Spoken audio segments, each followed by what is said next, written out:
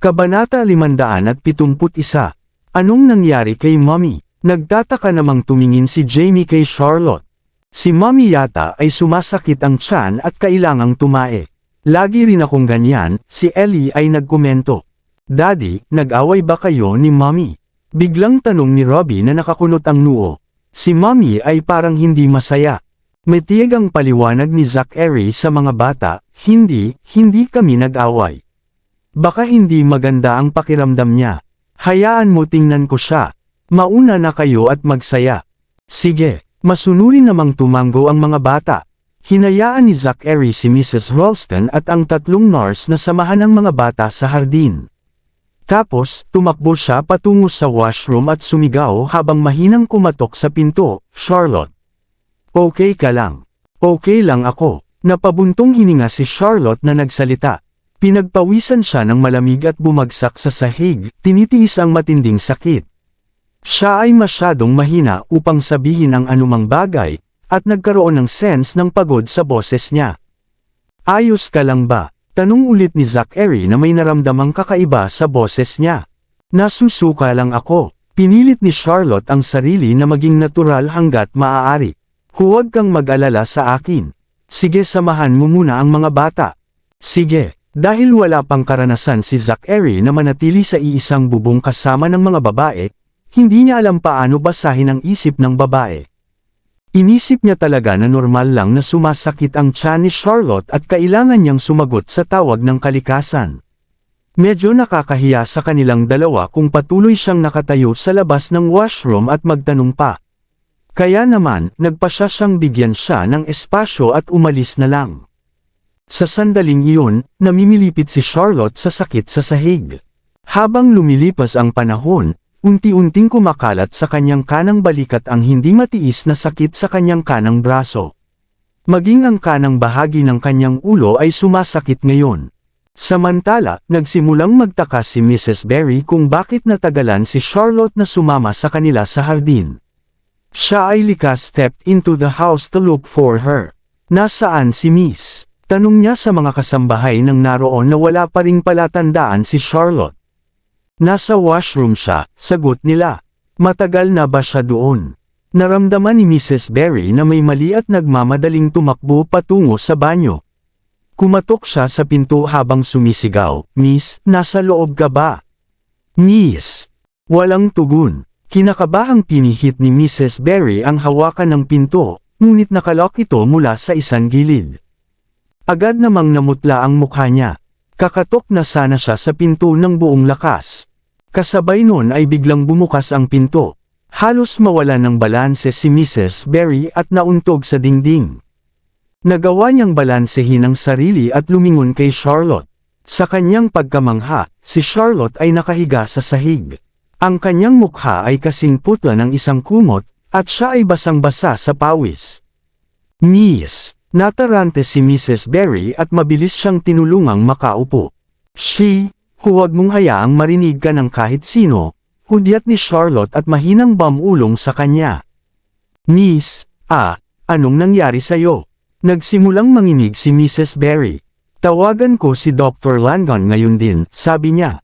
Huwag mo siyang tawagan. Hinawakan ni Charlotte ang kamay niya at pinigilan siya. Tulungan mo na lang muna akong bumalik sa kwarto mo. I'll maging mabuti pagkatapos magpahinga doon.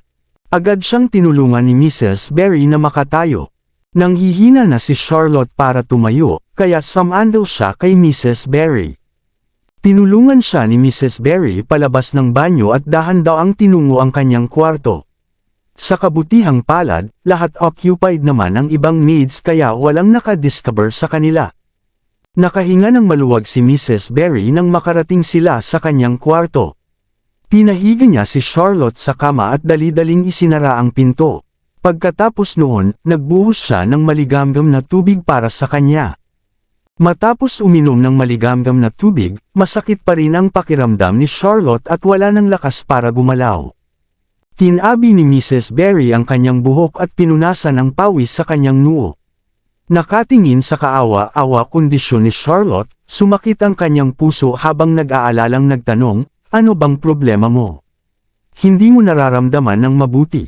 Bakit hindi ka nagpapatingin sa doktor? Nalason ako. Walang kwenta ang magpatingin sa doktor.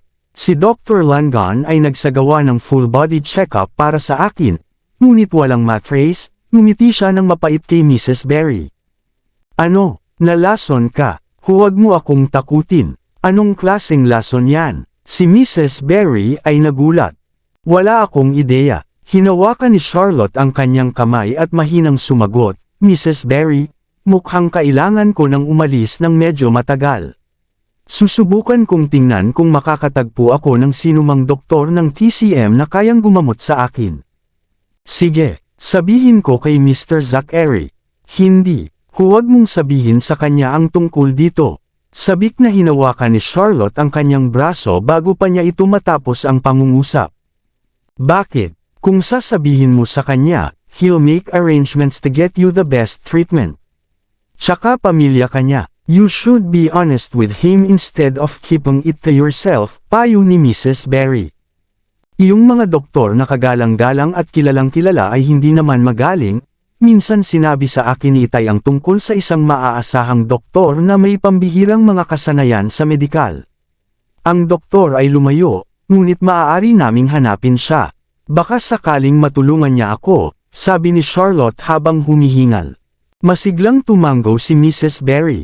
Oo, naalala ko, si Dr. Felch. Pupunta ako at alamin kung nasaan siya ngayon. Hindi, malalantad tayo sa sandaling kumilos ka. Hingal na hingal si Charlotte at nahihirapan magsalita. Hayaan mo si Mr. Judd na pangasiwaan ito. Aabisuhan niya tayo kapag nahanap na niya si Dr. Felch. Gayunpaman, iniisip kong lumipat pansamantala kung sakaling malaman ni Zachary ang kalagayan ko. Bakit mo ito itinatago kay Mr. Zachary? Naguguluhan si Mrs. Berry. Masama ang kalagayan ko at hindi ko alam kung magagawa ko ito. Isang mapait na ngiti si Charlotte. Paano kung hindi ko kaya? Kaya kung aalis ako ng tahimik, mababawasan ang pagkasira ng paghihiwalay namin sa isa't isa. Ang buong mundo ko ay gumuho nang mamatay si tatay. Kung hindi dahil sa mga bata, hindi ako makakalagpas.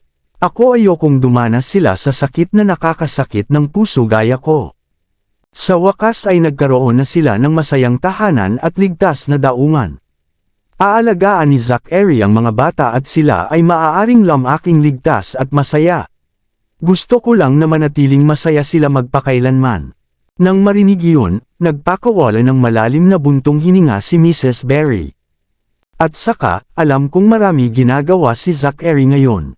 Hindi niya ako isinama para makilala si Mr. Knock, dahil ayaw niyang i-provoke ang lolo niya. Kung malaman ni Mr. Knock na ako ang ina ng mga bata, gagawin niya na huwag akong tanggapin. Kaya mas mabuting umalis muna ako sandali at mag-iwan ng espasyo sa isa't isa. Maaaring maglaan ng oras si Zachary na hawakan ang kanyang mga gawain sa pamilya habang ako ay nagpapagamot sa ibang lugar. Kung gumaling ako pagkatapos nito at nakaya niya hikayatin si Mr. Knock noon, iyon ay magiging isang masayang pagtatapos para sa lahat. Pagkasabi noon ay napagod si Charlotte. Mrs. Berry, hindi ko sinasadyang mag-alala sa iyo noong una, ngunit now I need your help to cover me, sabi niya sa mahinang boses. Tumulo ang luha sa mga mata ni Mrs. Berry. Pinunasan niya ang kanyang luha habang sinabing, "Silly girl, I'll always be there for you kahit anong mangyari." "Thank you, Mrs. Berry. I'll take a quick snack." Bumigat ang mga talukap ni Charlotte, at unti-unting naramdaman na inaantok. "Okay, sige na matulog ka na. I'll be here to watch over you." Dahan-dahan siyang nilagyan ni Mrs. Berry ng kumot at hinaplos ang kanyang noo. Pagkatapos ay pinunasan niya si Charlotte sa katawan na may mainit na tuwalya. Sa pagtingin sa maputlang mukha ni Charlotte, ang kanyang puso ay napunit sa kalahati. Nasaan si Mommy? Basang-basa sa pawis ang triplets at agad nilang hinanap si Charlotte nang umuwi na. "Dapat nasa kwarto ni Mrs. Berry ang mommy mo. Gusto mo ba siyang makita?" Tanong ng isang maid. "Oo." Excited si Ellie. "Hindi." Pinigilan siya ni Robbie at nag-isip na sinabi, si Mommy ay nakikipag-usap kay Mrs. Berry. Hindi natin dapat istorbohin sila. Pumasok muna tayo sa klase. Oo, tara na sa klase. Ang triplets ay nasiyahan sa pagpasok sa klase kasama si Zachary. Hintayin niyo ako sa taas. Gustong tingnan ni Zachary si Charlotte. Okay, Daddy. Tuwang-tuwa silang tatlo na umakyat. Mabilis silang sinundan ng mga nurse at inalagaan para hindi sila mahulog sa hagdan. Tumungo si Zachary sa kwarto ni Mrs. Berry at marahang kumatok sa pinto. Sino ito? Tanong ni Mrs. Berry. Ako ito. Kasama mo ba si Charlotte? Magalang na tanong ni Zachary. Oo. Medyo natarante si Mrs. Berry. Nagmamadali siyang naglakad at binuksan ang pinto sa maliit na agwat. Kanina lang sumakit ang tiyan niya. Nagpapahinga siya pagkatapos uminom ng gamot. Si Mrs. Berry ay mahinang nagsalita. Anong nangyari? I'll ask Reina to come over now. Agad nilabas ni Zachary ang phone niya para gumawa ng tawag. No, it's alright. It's no big deal. Uminom na siya ng gamot. Magpahinga lang muna siya sandali at ayos lang. Lumingon si Mrs. Berry at sinulyapan si Charlotte na katulog lang siya. E-escort ko sa itaas siya pagkatapos niyang magising. Huwag kang mag-alala sa kanya. Maging busy ka. Sige na. Tumalikod na si Zachary at naglakad palayo, pero nag-aalala pa rin siya kay Charlotte. Kaya naman, tumawag siya kay Reina at pinapunta siya bago siya umakyat. Sa wakas ay nagising si Charlotte matapos matulog ng mahigit 1 oras. She seemed like her usual self na parang wala lang may nangyari. Si Mrs. Berry ay nag-aalala tungkol sa kanyang kalagayan. Miss, anong klaseng lason yan? Parang kakaiba. Wala akong ideya. Hinawakan ni Charlotte ang mukha niya at medyo ginino. Isa pa, basang-basa ang damit niya sa pawis at hindi niya ito matiis. I have to go now. Kailangan kong maligo bago ang klase nila na matapos. Kung hindi, mapapansin ni Zachary na may mali, she said. Dr. Langon is here. She's waiting outside. Lumapit si Mr. Zachary nung tulog ka. Sabi ko sa kanya. Sumakit ang tiyan mo kaya nagpapahinga ka sa kwarto ko. Sinabi ko na sa kanya na huwag mag-alala, ngunit hiniling pa rin niya kay Dr. Langon na suriin ka. Baka nag-aalala siya sa'yo. Sige, ako na ang bahala dito. Lumabas si Charlotte sa kwarto. Nang makita siya, agad na kinuha ni Reina ang kanyang medical kit at naglakad patungo kay Charlotte. Ikaw ba ay okay lang, Miss Wind? Tanong ni Reina. I'm fine. Bakit ka pinatawag ni Zachary? I told him it's not a big deal. Umiling si Charlotte habang siya ay sumagot. Magandang malaman iyon. Nakahinga ng maluwag si Reina. Pinagmasdan niya ang ekspresyon ni Charlotte at ang mukhang maayos naman ang huli. Naglabas si Reina ng isang pakete ng gamot sa kit at iniabot kay Charlotte. Maaari mong kunin ito kung sumasakit na naman ang tiyan mo. Ngumiti si Charlotte sa kanya. Salamat, Reina. I'm sorry kung kailangan mong pumunta dito. It's fine. Usually, gabi lang ako sa klinik, pero may aayusin ako ngayong gabi. Ang iyong lugar ay nasa aking paraan, kaya hindi ito problema para sa akin. Huwag mag-atubiling makipag-ugnay sa akin kung masama ang pakiramdam mo, sabi ni Reina. Sige, salamat. Pagkaalis ni Reina ay umakyat na si Charlotte. Habang dumadaan siya sa study room, nagtatawanan ang mga bata ng malakas. Ang kanyang mga labi ay hindi sinasadyang lumukot pataas nang marinig ang kanilang tawa. Dumiretso siya sa kanyang kwarto at dumiretso sa banyo. Ang kanyang buhok ay basang-basa sa pawis. Binuksan niya ang shower at naghilamos. Biglang may dugo na tumulo mula sa ilong niya. Natakot si Charlotte. Mabilis niyang pinisil ang kanyang ilong, ngunit hindi ito tumitigil sa pagdurugo kahit paano sinubukan niya. Dali-dali niyang pinatay ang shower at pumunta sa salamin para tingnan ang ilong niya. Gayunpaman, doon walang mga palatandaan ng pinsala sa kanyang ilong. Ngunit walang tigil ang pag-agos ng dugo mula sa ilong niya. Nagsimulang magpanik si Charlotte. May kinalaman ba ito sa lason? Sa sandaling iyon, maririnig ang mga yabag sa labas ng banyo. Nakabalik na si Zachary at tama ang lakad niya patungo sa kanya. Nilock agad ni Charlotte ang pinto. Pagkalok pa lang ng pinto ay pinihit ang doorknob sa kabilang side. Natigilan si Zachary sa kanyang pagkilos nang mapagtantong nakalock ang pinto mula sa loob. Anong ginagawa mo? Tanong niya. Simula nang magkasama silang dalawa, hindi na nila nakaugalian na mag-lock ng pinto. Kung ang isa sa kanila ay nasa banyo, ang isa ay maaaring pumasok anumang oras. Palagi nilang iniingatan ang pinto na naka-unlock. Hindi nasiyahan si Zachary sa biglaang pagbabago ng ugali ni Charlotte. Naliligo ako. Napaangat ng ulo si Charlotte sa takot, sinusubukang pigilan ang pagdurugo ng ilong. Kung ganoon, bakit mo nilock ang pinto? Sigaw ni Zachary. Nilock ko ito dahil gusto ko. Nagdahilan lang si Charlotte. Umalis ka na. Bumalik ka pagkatapos ko tapos na. Namumula ang mukha ni Zachary sa galit, ngunit lumayo pa rin siya.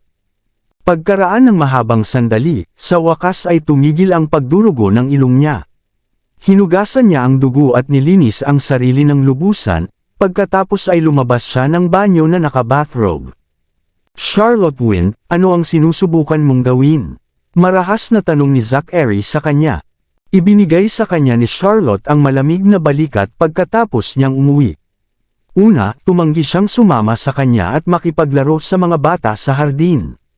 Pagkatapos, iniwasan niya ito nang sinubukan niyang kausapin siya. At ngayon, siya ay nilock ang pinto habang naliligo.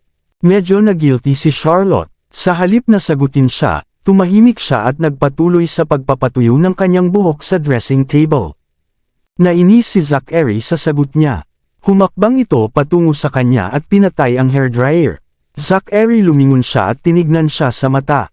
Ginagawa mo ba ito dahil lang sa hindi kita sinama para bisitahin si Lolo? Tanong niya. Anong ginawa ko? Nagsalita si Charlotte sa malayong tono. Isama mo man ako o hindi, it's your choice. Wala ako sa posisyon para magdesisyon para sa iyo. Tama, maaari kong samantalahin ang pagkakataong ito upang mamili ng buto sa kanya, pagkatapos ay maaari akong umalis sa loob ng ilang araw. Hindi kita sinama kasi. Pinutol siya ni Charlotte bago niya maipaliwanag ang sarili. Whatever, it didn't really matter to me. Iyong hindi naman ako gusto ni Lolo. Mas maganda kung hindi na tayo magkita. Nagalit si Zachary sa kanyang inasta. Hindi niya maiwasang lakasan ang volume niya. Anong meron sa ugali na ito? Sinusubukan kong makipag-usap sa iyo. Bakit mo pinag-isipan ang lahat? Nagsasabi lang ako ng totoo. Umangat ang ulo ni Charlotte at tumingin sa kanya. Nakausap kita sa paghihiganti para sa aking ama ngayong umaga. Hindi mo ako pinansin, hindi ba? Sabi niya sa malamig na tono. Bakit ngayon mo lang dinadala iyan? Pinag-uusapan natin ang nangyari nitong gabi. Lalong lumalim ang lukot sa pagitan ng mga kilay ni Zachary. Sinasabi na ang mga babae ay nagtataglay ng sama ng loob. I guess ganun ka totoo. Ano? Maaari kong sabihin yun anumang oras na gusto ko. Nagsimulang mag-tantrum si Charlotte sa kanya.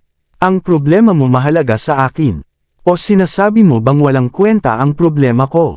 Hindi nakaimik si Zachary. Ito ay halos imposible na magkaroon ng maayos na pakikipag-usap sa isang babae kapag siya ay nagtatampo. Siya ay hindi makatwiran. Tapos na akong makipag-usap sa iyo. Malungkot ang mukha ni Zachary. Tumalikod siya at tinungo ang banyo. You're such a bossy and controlling man. Lagi kang ganyan. Pamilya mo lang ang iniintindi mo at wala kang pakialam sa akin. Nagkamali si Charlotte sa lahat ng ginawa niya. Anong nangyayari sa iyo? Halos hindi mapigilan ni Zachary ang sarili. Kung siya pa rin ang dati niyang pagkatao, nasira na niya ang kanyang fuse. Gayunpaman, mula nang magkaroon siya ng triplets, mayroon na siya pinainit ang kanyang pagiging agresibo at natutong hindi madaling magalit. Lalo siyang naging maamo kay Charlotte. Ngunit sinubukan ni Charlotte ang kanyang limitasyon at hindi na niya ito mahawakan ng mas matagal.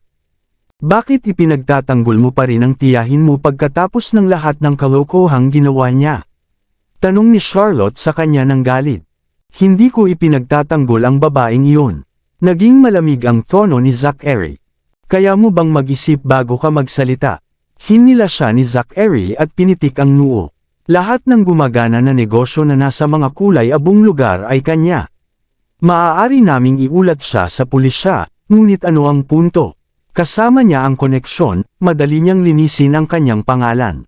Tumango si Charlotte at nagsimulang maging emosyonal. Sige, kung hindi siya maparusahan ng batas sa krimen she has committed, you can make her life a living hell with your connection. Ikaw ang ama ng mga anak ko at ikaw ang magiging asawa ko. Dapat mong ipaghiganti ang ina ng iyong mga anak at ang kanilang lolo kung gayon. Sa hindi inaasahang pagkakataon, hindi nabigo si Zachary sa kanyang mga salita. Sa halip, nakinig siya sa kanya at pinag-isipan niya ang mga salita, pagkatapos ay makatwiran niyang ipinaliwanag ang sitwasyon sa kanya. Una sa lahat, talagang sinira niya ang kumpanya ng iyong ama, ngunit hindi niya ito pinatay gamit ang kanyang sariling mga kamay. Ang iyong ama ay nagbuwis ng sarili niyang buhay. Hindi ako makapaghiganti sa kanya sa isang hindi wastong akusasyon. Pangalawa, sarili ko siyang kadugo. Siya ang biological na anak ni Lolo.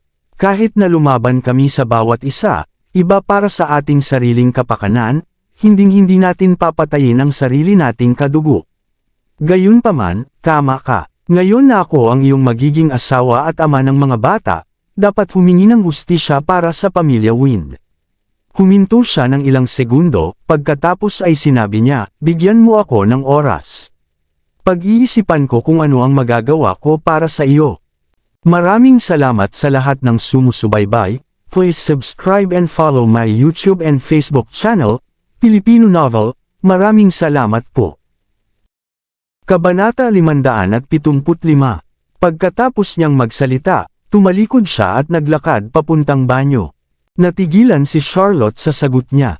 Tinitigan niya si Zachary hanggang sa unti-unti itong nawala sa paningin. Nagkamali ba ako ng pagkarinig sa kanya? Si Zachary Knock ba ang lalaking kilala ko? Sinusubukan niyang makipag-usap sa akin. Matyaga niyang ipinaliwanag sa akin ang sitwasyon at siya pa nga ang sumasalamin sa kanyang sarili. He even said he will seek justice for my family because he's my future husband and the father ng mga bata. Talagang kinuha niya iyon sa puso. Hindi makapaniwala si Charlotte sa kanyang narinig. Anong meron sa kanya? Bakit ang bait-bait niya sa akin? Huwag kang mabait sa akin, Zachary. Hindi ko magagawang iwan ka kung gagawin mo iyon. Hindi napigilan ni Charlotte na makaramdam ng pag-iinit sa kanyang ilong habang nangingilid ang mga luha sa kanyang mga mata. Tumingin siya sa salamin. Mukha siyang normal ngayon ngunit hindi siya sigurado kung ano ang maaaring gawin sa kanya ng lason. Para akong time bomb. Kailangan kong layuan si Zachary. Matigas at malupit si Charlotte nang sabihin niya ang mga katagang iyon kay Zachary. Pero deep inside, alam niya kung gaano kahirap para kay Zachary na lumaban sa sarili niyang kadugo. Alam niya ang kahihinatnan. Paano kung hindi siya makahanap ng lunas? Kung nasaksihan ni Zachary at ng mga bata ang kanyang kamatayan sa kanilang sariling mga mata, sila ay mawawasak ng hindi mapaniwalaan. Kung nangyari iyon, tiyak na ipaghihiganti siya ni Zachary. Kapag nangyari iyon, masasaktan lang ang lahat. Hindi lang si Zachary ang malalagay sa mahirap na lugar, kundi ang mga bata ay kaladkarin din sa gulo. Matapos ang lahat ng mga taon na ito, ang mga bata ay maaaring mabuhay sa kapayapaan at kaligayahan. Hindi sila gusto ni Charlotte upang dumaan pa sa anumang paghihirap. Sa pag-iisip nito, napabuntong hininga siya at pinunasan ang kanyang mga luha, saka nagpatuloy sa pagpapatuyo ng kanyang buhok. Dapat akong maging matatag sa aking desisyon at kausapin si Zachary tungkol sa paglipat pagkatapos niyang lumabas sa banyo. Kailangan kong umalis, kahit anong mangyari. Kailangan ko munang pumunta kay Dr. Felch. Sana, magamot niya ako. Pagkatapos, makikita ko kung ano ang susunod na gagawin. Nang malunod si Charlotte sa kanyang mga iniisip, lumabas si Zachary sa banyo na may lamang puting tuwalya na nakapulupot sa bewang niya. Hubad ang kanyang sexy, at maskuladong pangitaas na katawan, naglakad siya patungo sa kanya habang pinupunasan ang buhok niya. Zachary, ako. Pinutol siya ni Zachary at sinabing, tawagin mo akong hubby. Nabulunan si Charlotte sa sinabi niya. Nag-ipon siya ng lakas ng loob at tumahimik. Meron akong sasabihin sa'yo. Ano ito? Nagsalin si Zachary ng isang baso ng alak. Kinagat ni Charlotte ang kanyang mga labi at mahinang sinabi, Sa tingin ko nagkagalit tayo kamakailan at walang masaya tungkol dyan. Tsaka nagkamalay na si Lolo.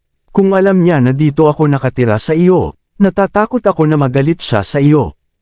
Hindi na natin siya dapat e-provoke pa. Kaya iniisip ko siguro dapat ko.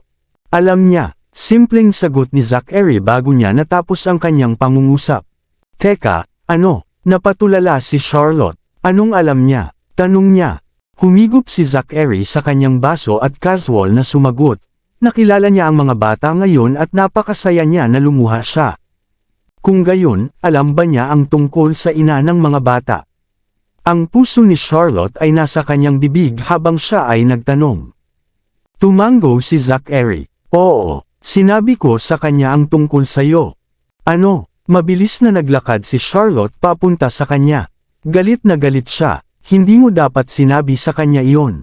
Nagpapagaling pa siya, kaya ba niya ang balita? Hindi. Tumaas ang presyon ng dugo niya nang marinig iyon. Inikot-ikot ni Zachary ang baso ng alak habang sumagot. Ano ba? Oh my gosh! I'm doomed. Hindi napigilan ni Charlotte na hawakan ang kanyang ulo gamit ang isang kamay. Don't worry about that. Kilalang kilala ko si Lolo. Nakaranas siya ng ups and downs sa buhay niya, at hindi babagsak dahil lang sa maliit na bagay na ito. Medyo naging emotional lang siya. Magiging maayos din siya. Tapos, tutol ba siya sa relasyon natin? Kamumuhian din ba niya ang mga bata? Nag-aalala si Charlotte at alam niyang ayaw sa kanya ni Henry. Hindi. Gusto niya ang mga bata. Nilapitan siya ni Zachary at hinawakan sa braso. Don't worry. Nandito ako. Ikaw ang nag-iisang babae na gusto kong makasama sa buhay ko. Sobrang naantig si Charlotte pero nag-aalala pa rin. Na-announce na ang kasal mo kay Sharon, and handa na rin ang inyong engagement reception. Na-cancel na, putol ni Zachary sa kanya. Ha! Laking gulat ni Charlotte. Kailan nangyari? Kaninang umaga. Nagsalita si Zachary tungkol dito ng casual na para bang ito ay isang bagay na hindi dapat banggitin. Talaga, hindi makapaniwala si Charlotte sa kanyang narinig. Paano mo nagawa? Willing ba siyang tanggapin? No, ang yung character niya, I'm afraid she will not accept it just like that. Ayon sa aking pagkatao, kailangan niyang sumuko ng kusang loob o kung hindi man. Sinamaan siya ng tingin ni Zachary. Well, tama ka. Alam ni Charlotte na kung may gusto si Zachary, makukuha niya pa rin. Don't talk nonsense. Marahang hinalikan ni Zachary ang noo at pisngi ni Charlotte gamit ang matikas nitong labi na medyo amoy alak. Huwag kang magsalita ng mga bagtong o isali ako sa isang malamig na digmaan sa hinaharap na iintindihan mo ba? Pero, ako lang. Tahimik. Dahan-dahan idiniin ni Zachary ang hintuturo sa labi niya, at mapaglarong kinagat ang earlobe niya, gusto ko, ikaw. Itigil ang paggawa ng gulo, oh. Bago pa makapag-react si Charlotte, nilock na ni Zachary ang kanyang mga labi gamit ang labi niya, at may bahid ng alak hinalikan siya na parang apoy na hindi mapaglabanan. Itinulak ni Charlotte ang kanyang mga balikat gamit ang kanyang dalawang kamay, sinusubukang pigilan ang kanyang pagsulong ngunit lalo pa niyang sinubukan, mas malakas ang ginawa niya at mas naging dominante siya. Niyakap niya ang bewang niya at hinila mahigpit ang pagkakayakap nito sa kanya, halos idurog ang katawan nito sa kanya. Mabilis na tumugon si Charlotte sa kanyang pagnanasa. Nang hina ang kanyang katawan at hindi na siya lumalaban sa halip, siya ay madamdaming gumanti sa kanya. Hindi niya kayang tanggihan ang pagmamahal ng lalaking ito pisikal at emosyonal. Naantig siya sa lahat ng pagbabago at tirahan na handa niyang gawin para sa kanya.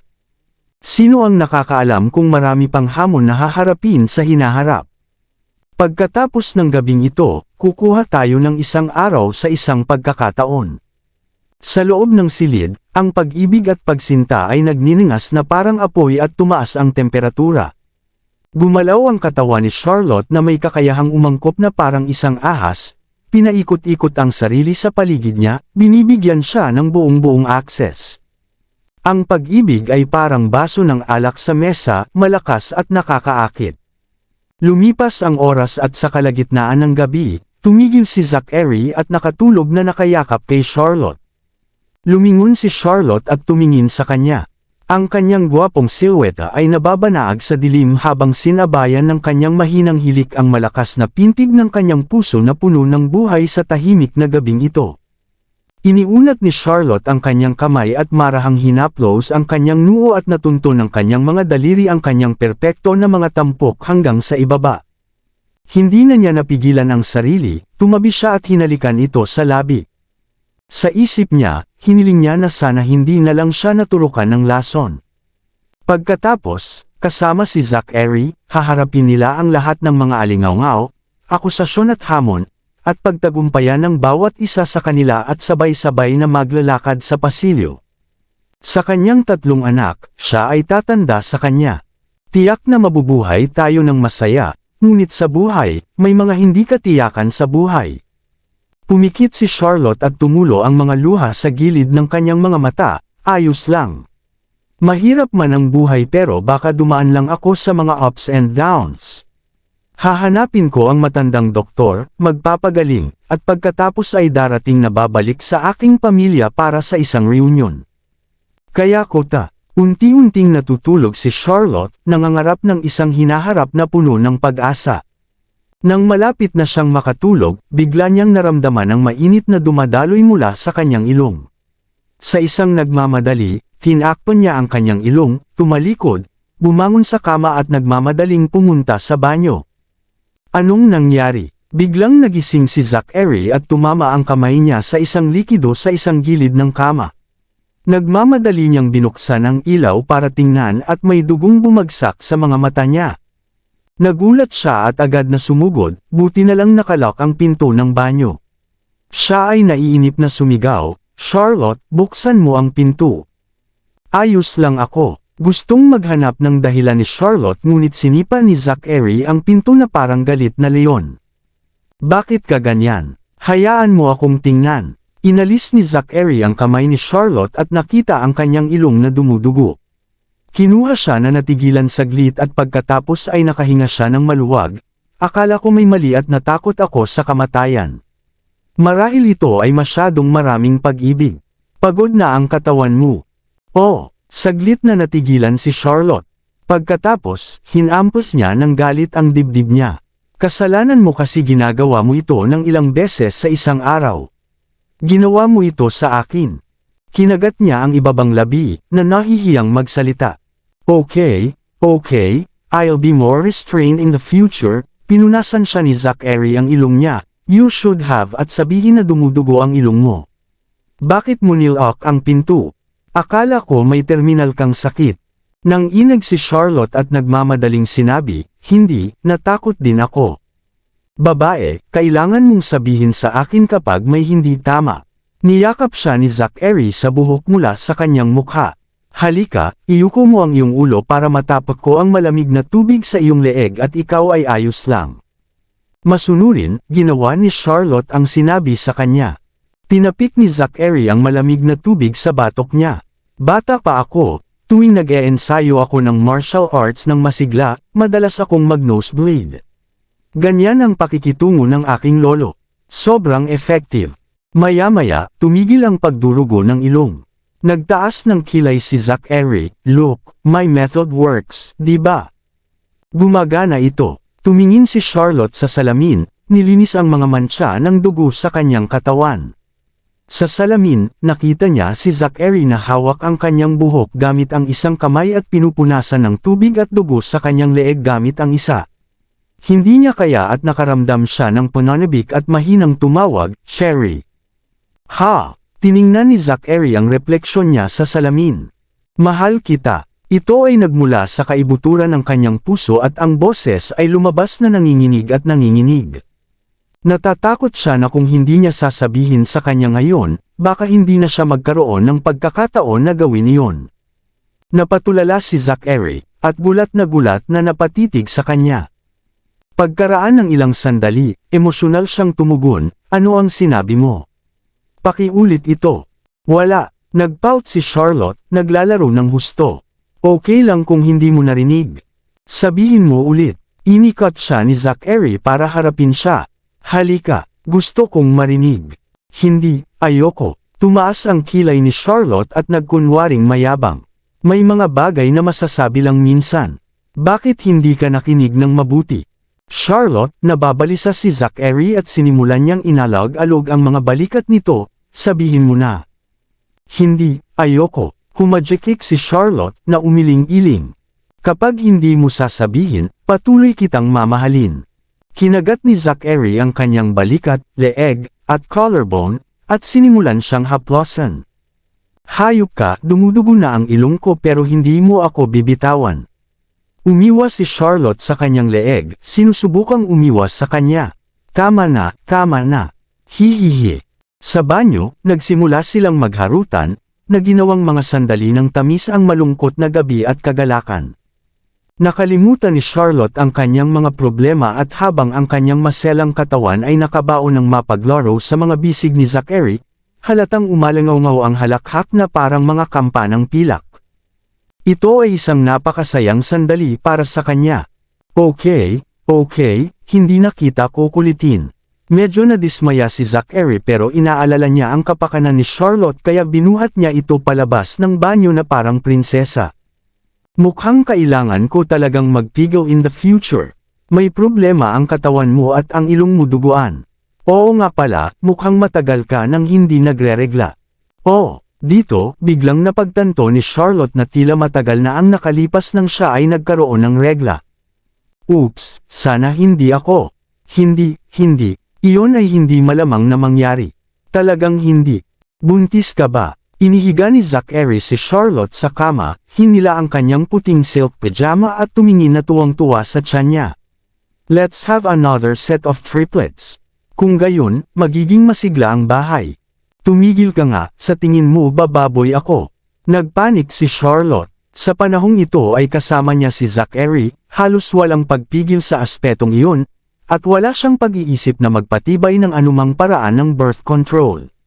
Ngayon na napaisip siya, dapat 10 araw na ang nakalipas ng period niya para sa buwang ito. Maaari ba itong maging isang tunay na hit? Pakiusap, huwag. Siya ay naturukan ng lason at ngayon ay nasa isang napakadelikadong posisyon. Kung nabuntis siya ngayon, tiyak na mawawala sa kanya ang anak. That'll be wonderful. Robbie, Jamie and Ellie will sure very happy. Inaabangan ni Zachary ito. Kung alam ni Lolo, matutuwa siya at hindi niya ako susubukang pigilan sa pagpapakasal sa iyo muli. Tinatrato ba ako ng mga knock bilang isang makinang gumagawa ng sanggol? Nagalit bigla si Charlotte.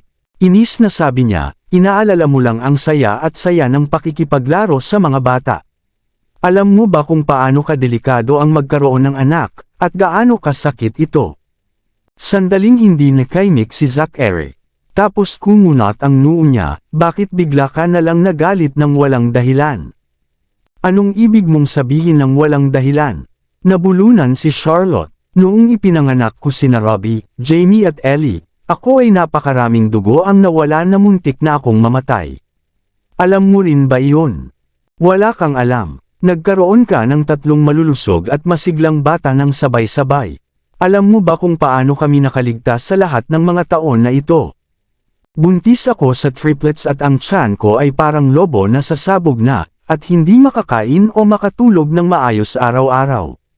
Nagpupumiglas ako habang naglalakad. Noong ipinanganak ang mga bata, sila ay tumimbang ng mas mababa sa 5 libra na itinuturing na mababang timbang ng kapanganakan at halos mamatay sila. Sa puntong ito, napaluha si Charlotte. Lalo na si Ellie, ilang beses siyang nataranta at sinabi ng doktor na hindi na siya makakaligtas. Ngunit sa kabutihang palad, siya ay isang matigas na cookie at ginawa siya nito. Kaya kami ni Mrs. Berry ay mas protektado sa kanya dahil siya ay naging mahina ang kalusugan simula pa ng kapanganakan at lalo siyang madaling magkasakit. Nagkasakit siya ng malubha noong siya ay 1 taong gulang at muntik na siyang mawala ng buhay. Kinailangan kong ibenta ang sapphire necklace na iniwan sa akin ng daddy ko para lang makakuha ng pera para magamot siya. Okay, naiintindihan ko na. Nakonsensya si Zachary nang marinig niya ang mga salitang ito, at sinubukan niyang gawin ito na aliwin siya. I'm sorry, wala ako doon para sa iyo. Tama ka, noong nakilala ko sila, lahat sila ay higit sa 3 taong gulang na. Sila ay malusog, masigla, matalino at cute pero nakalimutan ko kung ano ang dapat mong pagdaanan para palakihin sila all these years. Mas magiging maingat ako sa hinaharap. Kung ayaw mo ng mga bata, gagawa ako ng mga preventive measures. Si Zachary ay medyo maingat na parang isang bata na nagkamali. Nang makita siya sa ganitong paraan, nakaramdam ng sama ng loob si Charlotte para sa kanya. Iniunat niya ang kanyang mga braso at niyakap siya. Ako ay humihingi ng sorry. Lately, naging unstable ang emosyon ko. Paulit-ulit kong inilalabas sa iyo. Naiintindihan ko naman. Hinaplos ni Zachary ang buhok niya. Pero nakakatakot talaga. Please huwag kang magalit ha. Hindi ito mabuti para sa iyo. Kausapin mo lang ako kung ano man ang mangyari, okay? Oo. Paulit-ulit na tumango si Charlotte. Biglang may naalala siya. Gusto kong bumalik sa nayon sa loob ng ilang araw. Ano? Kumunot ang noo ni Zachary. Bakit mo gustong bumalik sa village ng biglaan? It will be my father's death anniversary in a few days' time. Gusto ko siyang bigyan ng respeto at tumigil sa our old home. Nagdahilan si Charlotte. Palaging nag-aalala ang tatay ko sa mahahalagang pangyayari sa buhay ko. Dahil ikakasal ka sa akin, kailangan kong pumunta at sabihin sa kanya. Sige na, kumbinsido si Zachary, sasama ako sa iyo. Hindi, sasama ako kay Mrs. Berry, sabi ni Charlotte. Dito ka na lang at alagaan mo ang mga bata. Kaya mo gamitin ang pagkakataong ito para makipag-bonding sa kanila.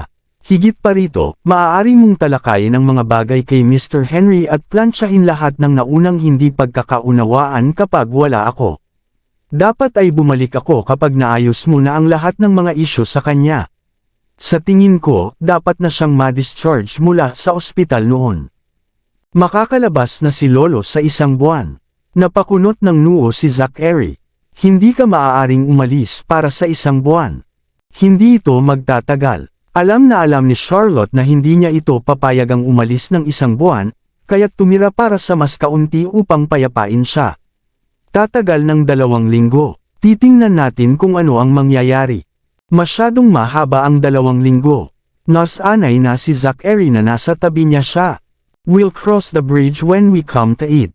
I'll try my best to return soon, pagsusumamo ni Charlotte. At naghihintay sa akin ang mga bata sa bahay. Imposibleng lumayo ako sa kanila ng matagal.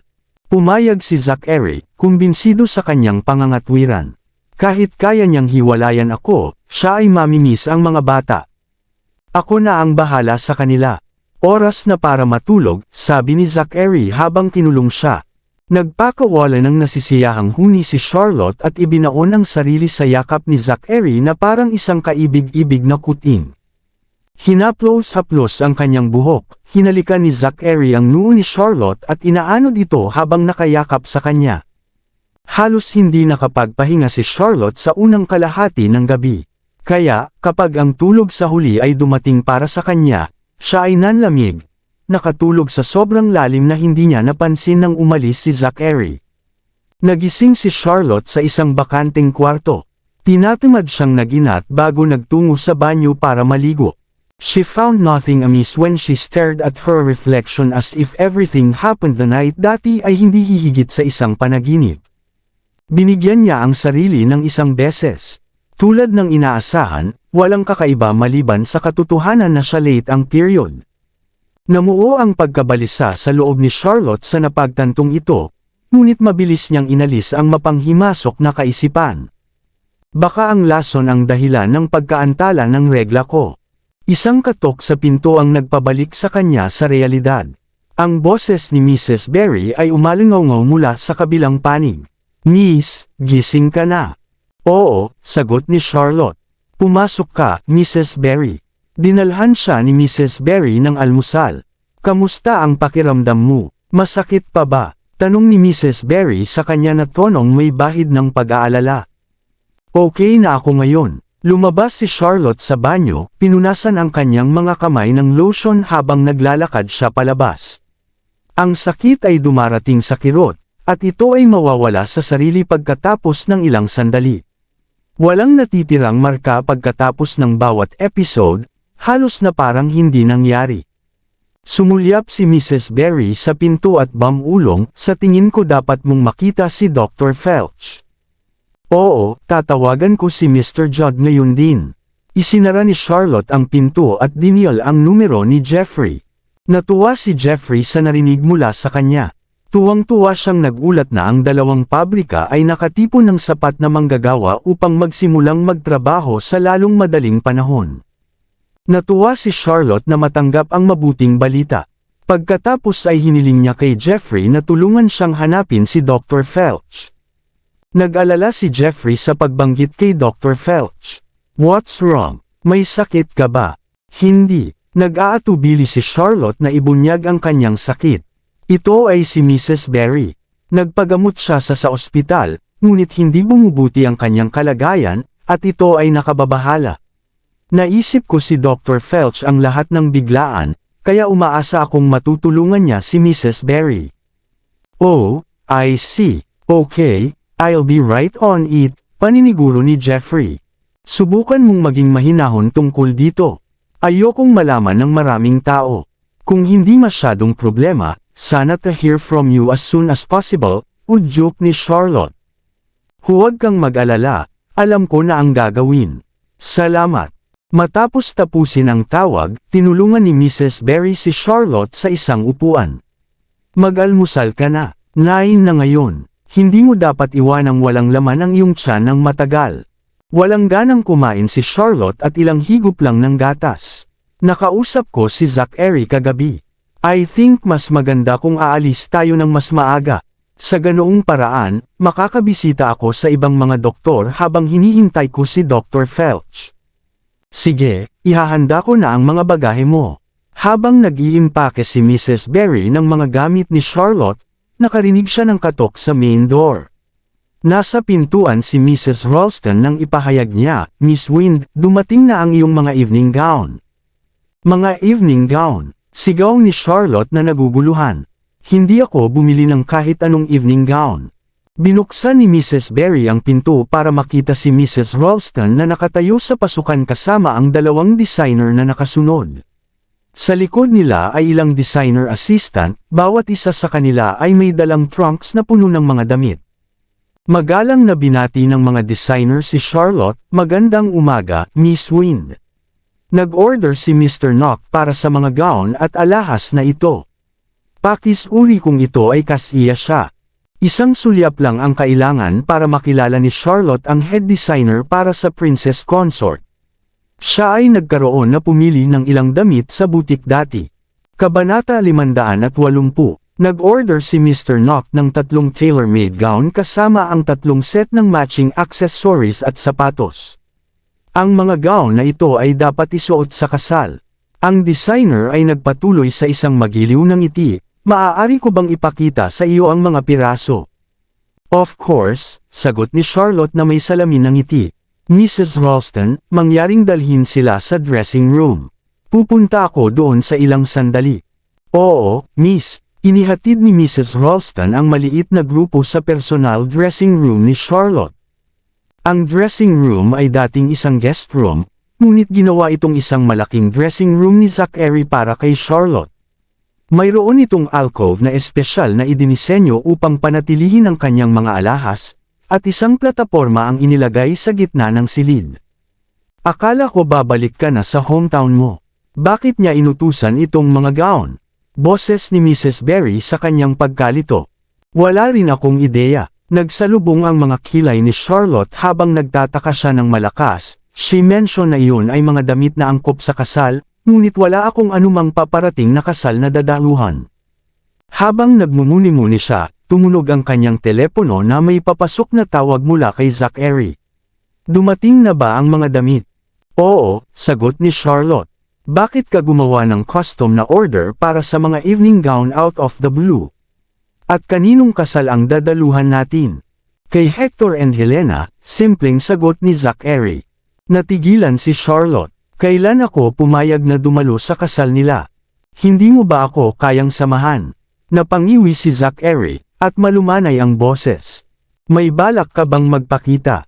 Lalong natulala si Charlotte. Ang mataas at makapangyarihan, ang narcissistic na si Zachary Noct ay dadalo sa kasal ng kanyang kaaway. "They're not worthy of being my nemesis," walang pakialam na komento ni Zachary. "Pero nasa kanan ka na at nas ubaybayan. Ang aktwal kong kalaban ay nasa kasal, kaya kailangan kong pumunta." Ang kanyang tugon ay pumukaw sa pagkamausisa ni Charlotte. "May kalaban ka talaga. Sino yun? Sasabihin ko sa iyo kapag bumalik ako mamaya." Naririnig ni Charlotte ang daldalan ng mga shareholders sa background. "Pupunta tayo bukas sa kasal, bago ka bumalik sa iyong bayan," pakiusap ni Zachary. "Sige." Walang choice si Charlotte kundi pumayag. "Bumalik ka na sa trabaho. Mapag-uusapan natin ito kapag nakuha mo na bumalik." "Sige." Pagkatapos ibaba ang tawag, lumingon si Charlotte para sabihin kay Mrs. Berry, "Hindi na kailangang mag-empake ng mga gamit ko sa ngayon, may kasal na dadaluhan bukas bago umalis." "Sino ang ikakasal?" Curious na tanong ni Mrs. Berry. "Hector and Helena," sabi ni Charlotte na nakakunot ang noo. Mukhang umusad na ang wedding date nila. Siguradong naiinip na sila. Bumantong hininga si Mrs. Berry. Si Mr. Sterling dati ay mabuting tao. Paano siya napunta sa ganito? Ang pagbabago ay hindi maiiwasan sa buhay. Ngumiti ng malungkot si Charlotte. "I'll try on the clothes now. Pwede ka nang magpahinga." "Sige." Pagpasok ni Charlotte sa dressing room, isinabot na ng mga designer ang mga damit at naghihintay sa kanya. Sinubukan ni Charlotte ang 3 gown, na lahat ay napakarilag. Sa huli, pumili siya ng isang puting sirena na nakabuntot na damit na nakaka-flatter sa kanyang figure. Isang perlas na kwintas at magkatugmang hikaw ang kumumplito sa hitsura. Kahit na simple, pinatingkad ng gown ang taglay na kakisigan at kadalisayan ni Charlotte. Pinaulanan siya ng papuri ng mga designer at ng kanilang mga katulong, si Mrs. Ralston, kasama ang ilang maids, lahat ay humanga sa kanyang kaakit-akit na kagandahan. Malumanay na ngumiti si Charlotte habang nagpasalamat sa mga designer at naghahanda na magpalit sa kanyang pang-araw-araw na damit. Sa sandaling ito, inilabas ng isang designer ang isang laptop at hiniling sa kanya na pumili ng damit pangkasal. Isang malawak na ngiti split her face as she informed Charlotte, "Mr. Noct made a specific request for your wedding gown na idinisenyo ng aming boss mismo." Lilipad siya pabalik mula Irish sa susunod na linggo para pag-usapan ang disenyo ng wedding gown sa iyo. "Pakipili ng ilang gowns ayon sa gusto mo para masukat ng boss namin ang mga kagustuhan mo. Kakailanganin din naming kunin ang iyong ang mga sukat at ng mga bata, at aming boss ay personal ding magdidisenyo ng kanilang formal na kasuotan." Dahil sa pagdagsa ng impormasyon, natulala si Charlotte. Nag-order si Zachary ng custom-made wedding dress. Siya ay nagpaplano rin na ipasadiya ang mga damit ng mga bata. "Nagsisimula na ba siyang magplano para sa kasal namin? Narinig kong inutusan ni Mr. Zachary ang isang tao na makipag-ugnayan sa isang kilalang mag-aalahas mula sa Ustra na ngayong umaga. Siya ay nagpaplano na ipasadya din ang iyong alahas sa kasal at singsing na brilyante." Si Mrs. Ralston ay isiniwalat na halos hindi pinipigilan ang pananabik. "Malapit na kayong magpakasal. Ang galing!" Masiglang nagpalakpakan ang mga kasambahay. Kumibot ang mga sulok ng labi ni Charlotte, ngunit nabigo siyang ngumiti ng buong buo.